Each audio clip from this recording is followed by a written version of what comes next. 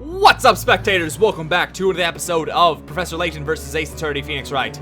Here we are, we finally passed the baton off from Layton back to Phoenix, who's defending Espella against the charges of being a witch and murder. Accused, defender, it is time. Head forth, you two. Head forth? Where are we going exactly?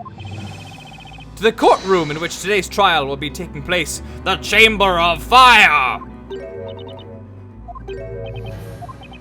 Make haste! If you are but a moment late, a guilty verdict will be delivered immediately. What? No way. Mr. Wright. I'm truly sorry, Mr. Wright. I know this is all so sudden. It's a lost cause, isn't it? Well then, let's head inside, Espella. This overwhelming pressure, it feels so familiar somehow, almost like deja vu. Mr. Wright! Let's go, Maya. Maybe we'll get a better idea once the trial gets underway.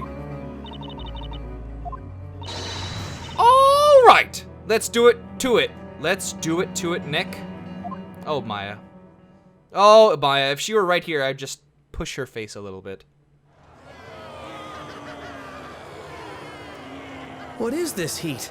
It's like an oven in here. I will now pronounce the verdict. This court finds the accused guilty of being a witch. No, I'm not a witch! Please, I beg you to reconsider! I'm not... Witches are to be cast straight into the hellfire! What? Holy shit! So, this is the witch's court. That is the most graphic thing. What? They just burned her alive, Joan of Arc style. Okay. Okay, that caught me off guard for an Ace Attorney game or a Layton game. That is... Whew, okay. How are you feeling, Nick? I'd forgotten what this felt like up until now. The butterflies in my stomach, and tension so thick you could slice it with a knife. All of these feelings. These are all feelings that I'm definitely familiar with. Anyway. We're here to fight for Espella, and get her out of this place. That's right. The court is now in session for the trial of Espella Cantabella. Ooh, what another fantastic voice. Defender. Defender. Yes, Your Honor? Yours is a face I've not seen in any past trials. Oh, I wish I have a voice like that when I'm 120. But no matter. Start by stating your name, Defender. Yes, Your Honor. My name is Phoenix Wright, Ace Baker. A baker? I asked him to come, my lord. I want him to represent me. This court dictates that the accused is free to assign a defender of their choosing, my lord. Very well. At any rate, the result of this trial shall not change. That aside, I've not yet seen hide nor hair of the Inquisitor assigned to this trial. Inquisitor? Oh, right. I should have noticed earlier. No one's there. Should the assigned Inquisitor fail to appear in court, I will have no choice but to dismiss all charges. He is an Inquisitor of high caliber, but if he does not come forward soon, this trial will end, and victory will then be declared in favor of this baker. Hold it!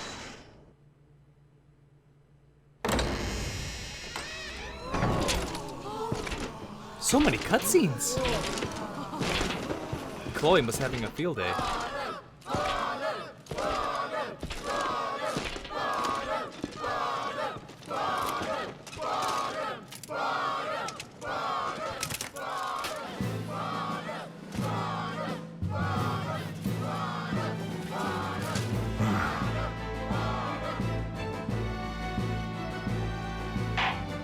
Knights of the court, I have but one question for you both. Are you prepared to cross swords?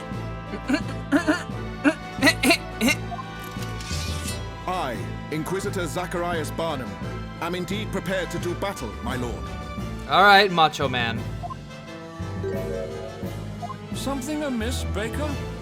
Sorry, Your Honor, I just didn't realize we could have swords here in the courtroom. It is the way of the court knight. A knight must always ensure that he rides with a blade at his side. Alright, hero, calm down. Now then, state your name, Sir Blue Knight. Huh? My name's Phoenix Wright. I'm a baker. How many times will they make me say it? A baker? Nick, quit with the long face. You look miserable. No need to waste your breath. This trial will be over before you can utter a single objection. For the security of all of Labyrinthia, my blade shall rend your defenses swiftly and without mercy. That's it, Barnum. Put another one. This trial is pointless. Hand down the verdict. Put that doughy defender on trial too, I think. Barnum. Rufio. What's with all this excitement? You'd hardly think this was a courtroom. The crowd doesn't seem very interested in law, that's for sure. It's like they're all just hoping for a guilty verdict. Inquisitor Barnum, you may begin your opening statement. As you wish, my lord. First, let us begin by recounting the events leading up to the murder. Is that acceptable, Sir Apprentice Baker? As you wish. Ooh, hold on. Let me listen to this song for a minute.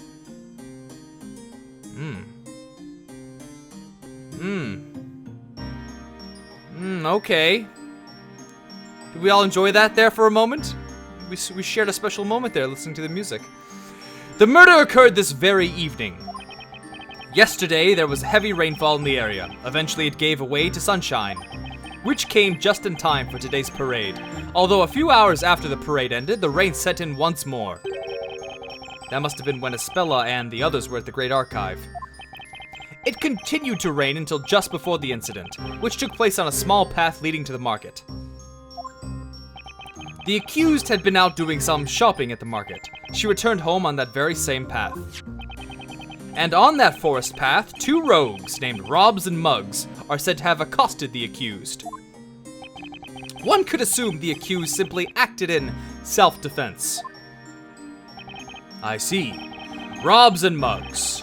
Rugs and Mobs. Those two have appeared in court a number of times in the past. Two rogues.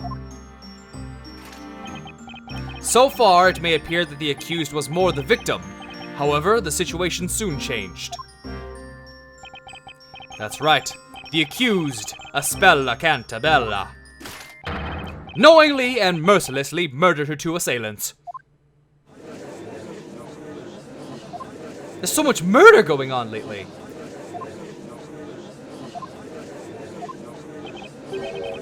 Yikes. There's that weird excitement again. I believe we now fully grasp what happened. It is getting late already. Let us begin the trial. Inquisitor Barnum, you may now begin. He just charges at her, stabs her. Oh, that's grim. As you wish, my lord. The Inquisition will now hear eyewitness testimony regarding the night of the murder. Eyewitness testimony. Looks like this trial is finally getting underway. I can't back down now. I have to fight. But I'm just a simple bread-making baker, living a simple bread-making life. This situation is more twisted than a pretzel, and I'm smack in the middle of it. I am one pretzel. I'm sorry, I'm still very sick. I just can't come up with words. Which is great when I read, because then I can just sort of just read. See how I can't even construct A proper sentence. I can't even convey what I want to say to you. Let's just continue. But I have to do this to save Aspella. Let's see if I can untwist this testimony and put this thing to bed.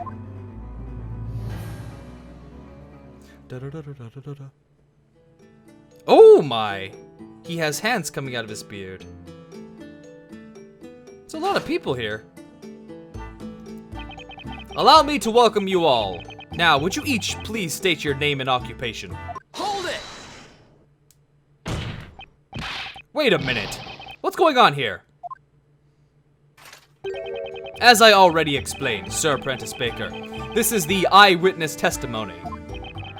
Yes, I understand that, but there are 4 witnesses. Indeed, this many people inside the courtroom could pose a health and safety issue. Your Honor, that's not quite what I meant. Witness testimonies are supposed to be done one by one, as in one witness at a time. What are you talking about, sir? We'll be here all night!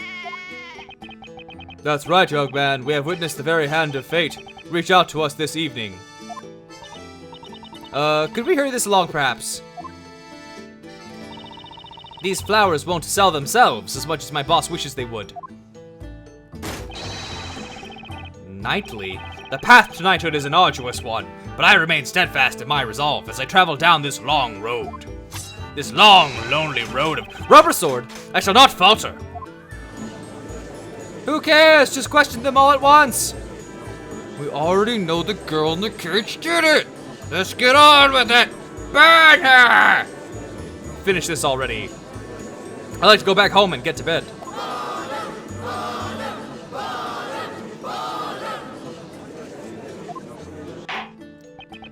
I'm dealing with some sick motherfuckers.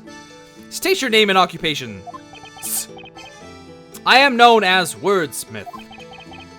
What is a name? How does one describe an occupation? Like the bubbling of a babbling brook. I flow gracefully around the rocks and debris that is life. Nary a worry in my mind. Right, so I guess that means he's jobless. My name is Mary, and this darling kid is Snowy. Snowy and I often travel to the edge of town to sell delicious fresh milk. Milk like that doesn't happen overnight. I work my hands to the bone squeezing each drop out. Literally. That sounds pretty frightening. I'm Kira. I'm a flower seller. Oh, for me? If you would all be so kind, feel free to purchase one of my beautiful flowers at any time during the trial. There's no way I'll sell them all by morning. Oh, the life of a flower girl is so hard. Talk about a hard sell. My name is Knightley. I aim to join our town's order of knights. I study night and day, though I'm still but a mere squire. Joining the Knights of the Inquisition is my life's ambition, and I, Knightley, will do whatever necessary to join. So he's jobless too. Honorable witnesses, I ask that you show this court your best when delivering your testimonies. Now, tell us what exactly you all saw on this ill-fated eve. This should be interesting. I guess it'll be like a couple statements per person. What we saw tonight. The delicious... Ooh. Ooh. It's like an old school remixed version of the regular testimony song. This is... Okay. The delicious scent of mid-evening dinner permeated the air, and a soft light shone faintly in the distance. Muggs grabbed the girl by the arm. It looked like he almost pushed her to the ground. I heard a faint voice cry out. The next moment, those two villainous men burst into flames. There was not a trace of fire to be seen in the area. Without a doubt, magic must have been used.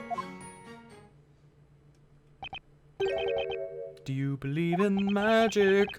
Sir Apprentice Baker, you may now begin your interrogation. I have but one piece of advice. I suggest you pay it heed.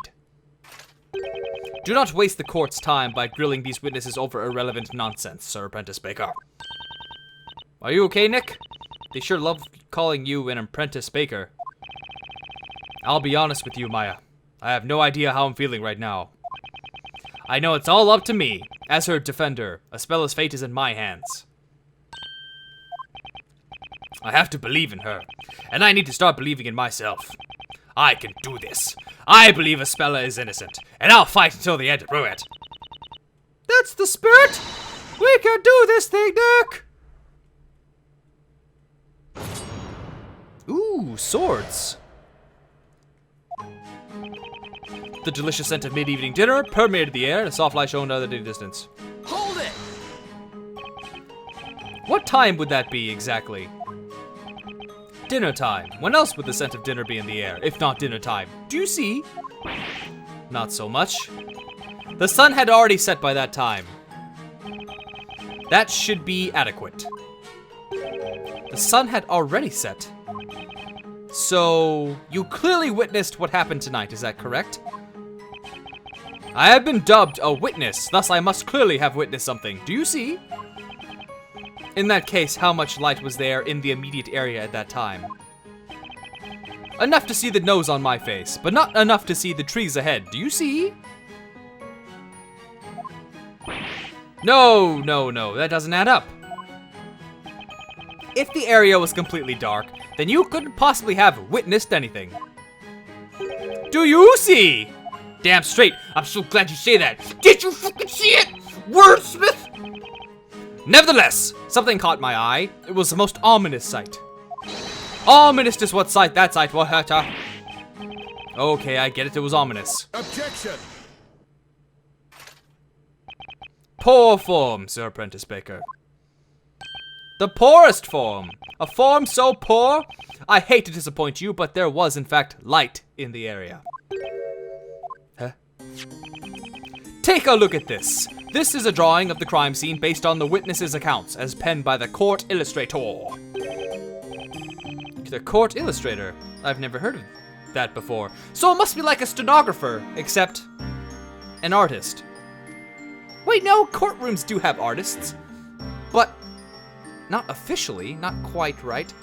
So it is a court stenographer. Oh wait, what am I? Okay, shut up. You know what? Actually, I am gonna end this video here because I don't want to force myself to do any more. So let's call it a day here, and we'll resume this tomorrow morning. Bye bye.